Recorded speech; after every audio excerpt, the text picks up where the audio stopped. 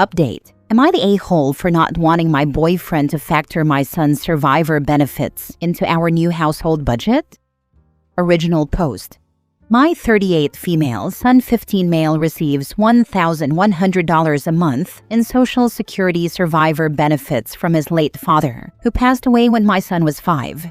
My boyfriend 40 male and I have been in an on-again, off-again relationship for a long time. Things have been good recently, and he's proposed. We're planning on getting a house together. I have my son, and he has 3 children, but only one of his kids would be living with us full-time. The house we are looking at is $2,500 a month. My boyfriend's proposed budget is for him to pay $950, for me to pay $950, and for us to use $600 from my son's check for the household. He suggests we can then put the remaining $500 from the check into savings. My current practice is to give my son half of his check, $550, for his personal use, and save the other half for him. I think that since he's almost 17, he should have some control over his money. My boyfriend disagrees completely. He thinks that since we are going to be a family, all the money should be pooled together for shared expenses. He thinks I'm wrong and selfish for not wanting to include the survivor benefits in the main budget. We've been going back and forth on this, and I'm feeling incredibly uncomfortable with his expectation. I feel like the benefits are my son's and should not be used to reduce the adult's portion of the bills. It feels like he's trying to make me subsidize the household using money that was meant for my son's care and future, not to pay his own share of the bills. Am I wrong here? Is it selfish to keep my son's check separate and manage it for his benefit alone? Or is my boyfriend's financial expectation a red flag for our future together? Now for the top comments before reading the update. So he wants to pay $950 and wants you to pay $1,500? Is his child going to kick in $550 a month too? Is your child going to be on the deed for his contributions to the mortgage? Not the a-hole. If you do this, he'll find a way to get the other $500 some way. He has 3 kids. He for sure is paying child support begrudgingly, to be sure, and thinks it's his right to recoup that money, since OP's son lives there. Frankly, OP, this is a huge red flag and says a lot about this guy's character. Not the a-hole. Also, if you should pay a portion, the boyfriend should pay a portion, and OP's son should pay a portion. What about the 3 kids from the boyfriend? If we are going by his logic and the kids should be putting into the fund, why are his kids not contributing, especially the one that will be with them full-time? This is the argument that I have, but he's saying that I'm wrong for this. I'm totally willing to cut off the relationship behind us. I just wanted you guys' opinion so I could show him that I'm not wrong. You are absolutely not wrong. He is just trying to get you to sacrifice your son's benefits for his benefit. You're the a-hole if you stay with this guy. No one is entitled to those survivors' benefits except your son. How much of her or his savings is the boyfriend's kid going to contribute? Nothing, right? Boyfriend sees a way to pay part of his rent using your son's money. Hell no. You need to dump this jackass now. Right, and I'm totally willing to cut the relationship off about this, and after reading all of the comments, I'm probably just gonna go ahead and end it, even if he backs off his statements after seeing this. I'm so proud of you, honey. You totally got this. Just imagine how much more calm life will be when it's just the 2 of you. Thank you. Luckily, we don't live together now, and honestly, I'm happy. This conversation came up today, and it's making me rethink everything. I'm gonna give him back the ring and call everything off. Everyone just reinforced what my gut told me. I'm not crazy, and it's wrong. Before I made this post, I was really feeling like it wasn't gonna work and this would be my hill to die on. But all of these comments really opened my eyes. I gotta work on my people-pleasing tendencies and start trusting my gut. Now for the update. Following my original post, I ended the relationship with my ex over the weekend. The breakup escalated into a heated argument, with him repeatedly calling and threatening to go to my mother's and grandmother's homes to cause a scene. I had to call his mother to calm him down. This was the final straw for me. During the argument, I also discovered he is not paying child support for his minor child. Combined with his abusive and manipulative behavior, our engagement and plans to buy a house are off. For those who commented about the $500, my son is a very responsible young man whose college is already paid for. He has a car and a part-time job and saves a significant portion of his spending money. The issue was never about the amount, but about my ex's manipulation regarding our finances to gain control. I am now focused on my and my family's safety. I have blocked all contact and am documenting all threats in case legal action is needed. Thank you for your support. I am choosing my well-being and finally feel a sense of relief and strength. Next story. Am I the a-hole for not picking up my ex's daughter from school when I picked up our son? Ex cheated on me when I was pregnant with our son, 8, and because of this, he has an 8-year-old daughter with his affair partner, now wife. We are not on good terms, and I do not have a relationship with my ex's daughter. I have never spoken a word to her, nor spent any significant time in her presence. Ex and I split 50-50 custody of our son. 2 weeks ago, I got a call from the school during his custody time stating nobody had picked our son up from school and asking if I would. When I got to the school, my ex's daughter was also there, and the teacher was with her.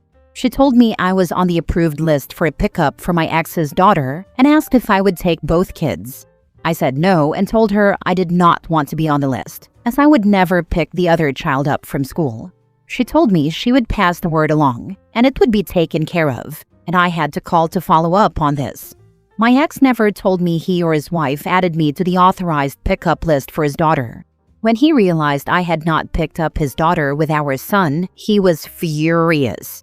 He asked me how I could leave her behind when I would have our son unplanned anyway.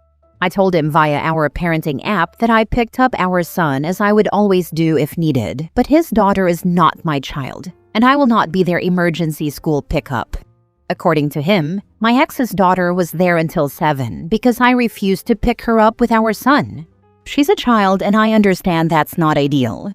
I don't feel bad per se, but I wonder if I would be considered an a-hole for being unwilling to do it this once. This is not something I want to be a regular thing, and it's the first time it ever happened. Ex's wife was apparently delayed out of town, and ex was working. Am I the a-hole? Not the a-hole. I feel bad for that other kid, but that's not your responsibility at all. Also, him not picking up your kid, that's bad. Make sure you document that in case you need to rework custody. It's all documented, and our discussion via the app has added to it. Yeah, taking her could have made things really messy.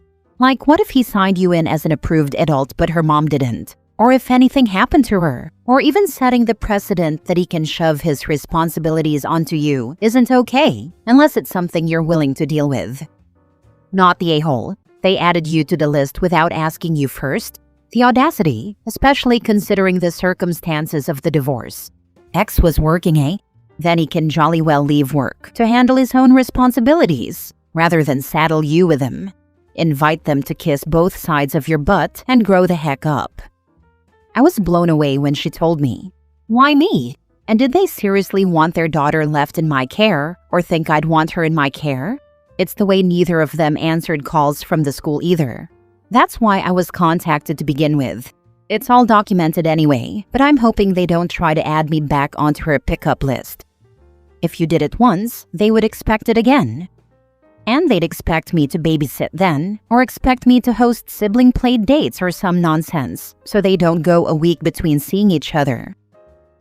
Next story. Am I the a-hole for going to work after being told I needed to babysit, which meant my dad's wife had to cancel her appointment and be with my half-siblings? This happened Saturday. I-17 male was scheduled to work. On Thursday, Heather, dad's wife, told me I needed to call out Saturday because she had a doctor's appointment and someone had to babysit my half-siblings, 3 of them, 3 and under. I told her I wasn't calling out and she'd need to find someone else. My dad works Saturdays, and he told me his job was more important than mine, and I didn't need to be so locked in on work and school that I ignore my family anyway, so I should call out of work and enjoy the day of being a big brother. I told him I wasn't doing that, and I'm going to work whether they like it or not. My dad left the house way early a Saturday morning, and then Heather told me her appointment was for 9, and she was leaving at 8, so I would watch the kids. Instead, I skipped breakfast and left for work early and ate breakfast somewhere else. Heather was getting ready when I left. She tried calling me, but I kept walking LOL. I got 10 calls from Heather before those stopped. And then around lunch, I got 5 calls and 4 texts from Dad saying I was supposed to babysit. And did I realize I cost Heather her appointment? I ignored his calls and texts. I got home around 3 and Heather was yelling and cussing me out, saying I knew she had the appointment. My only response was she knew I wasn't calling out of work. She tried to take my phone, but I refused to hand it over. Dad got home around 7 and he was pissed too.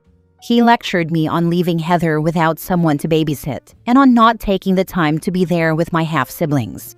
He told me I might not want to be with them, but as a member of the family and a member of the household, I owe it to everyone to contribute and to make time to help out. He said my half-siblings didn't deserve to be walked out on like that, and Heather didn't deserve to miss a doctor's appointment because I'm spiteful that he remarried, and they want us to be a real family. He told me I need to start working on family relationships before I have none left. Then yesterday morning, they expected me to apologize or to act remorseful, but I'm not. I have 0 regrets, and I went to work as normal yesterday. The reason I focus so hard on work and school is I do not want to live with them a second longer than I have to. I'm saving to get out and go no contact, and I work every chance I get. My dad's aware of what I'm up to, but I don't think he really believes I'm serious about it, but I am. Am I the a-hole? Not the a-hole. I think your dad should take his own advice. He needs to start working on family relationships with you before he has none left. Because you are in a family doesn't mean they get to take advantage of you and force you to call out of work. They need to find someone else to do childcare when you are not available. 1. Are these your dad's kids? Why isn't he the obvious one to take care of them? 2. While not ideal, there are very few doctor's appointments that you really can't take kids to. His job is much more important than OP's, you see. OP is just too focused on school and work to care about Dad's new family. 3 under 3, Dad was busy with new wife. Dad's about to lose a child to his selfishness. I hope OP has a good life. Please make sure your money is in a safe place that other people cannot access.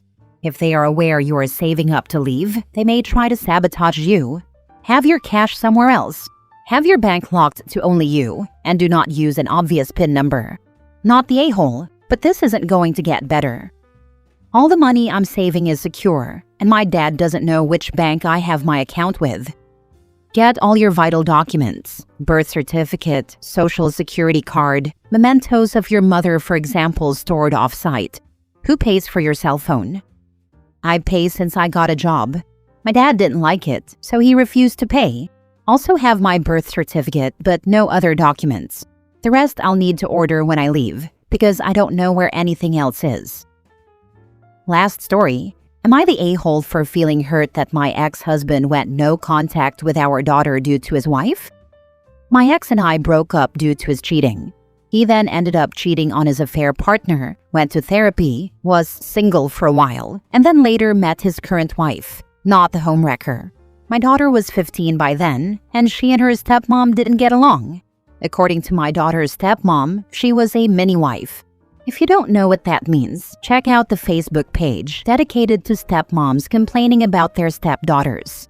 They would go on vacations, and she would get angry that my ex would buy my daughter the same jewelry as her, because there are other ways of showing a daughter that she's loved that don't involve buying the same things she, stepmom, gets from my ex.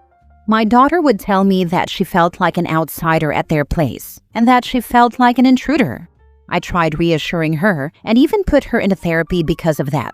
My daughter's stepmom eventually stopped every and all relationship with our daughter and left her for my ex. According to my daughter and my ex, she would treat our daughter with basic courtesy, but wanted nothing more to do with her.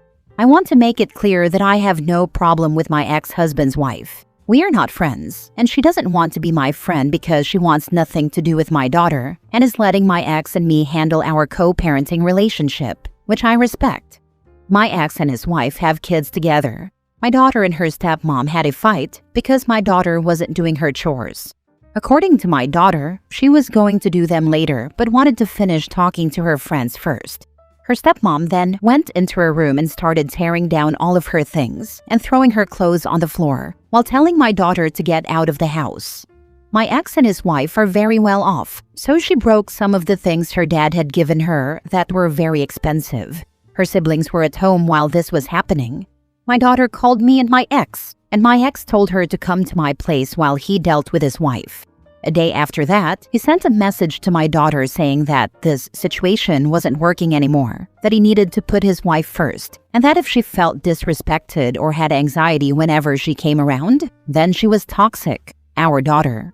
My daughter turned 18 around that time, so it was easier for my ex to stop all contact with her. My daughter has tried reaching out to her dad. I don't want to get involved, but I also think my ex was too harsh. I actually suspect they were looking for a reason to stop contact with my daughter. They live in another city, and I just found out from my ex-husband's parents that they are moving away. This entire situation happened several months ago. There has been no contact between any of them, and my ex told me that if our daughter didn't stop sending him messages, he would try to get a restraining order and that she was out of his will. Am I the a-hole for feeling like they were too harsh?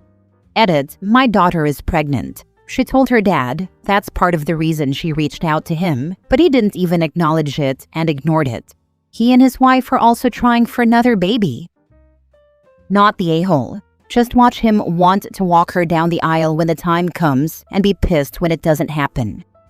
He has 2 other daughters. He made that very clear to my daughter. Does ex's parents want contact with daughter? They are low contact with her. They don't want to be in that much contact with someone their other grandkids' parent cut off. Document everything and seek damages for the thing that stepmom destroyed.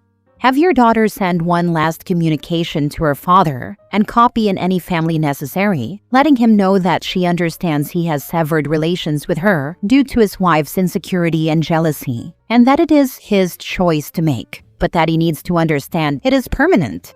That when he wakes up one day and regrets it, do not contact her and tell her he was sorry and that he has changed. His choice that he is making now is permanent, and make sure all of his family knows this. Then get her into therapy and help her move on without him. His family already knows what happened. We tried seeking damages for the things her stepmom destroyed, but it went nowhere. He told my daughter not to contact him. I'm sure if he had 2 sons, he would have probably regretted not having contact with her. I don't think I mentioned it, but he removed her from his will too. I would advise her to challenge the will when the time comes. It depends on the jurisdiction, obviously, but usually surviving kids can challenge their dead parents' will if they are unfairly disinherited. My ex-husband's sibling is a lawyer. I'm pretty sure he is leaving a small portion for her so that she can't challenge the will, hence his "she is out of the will."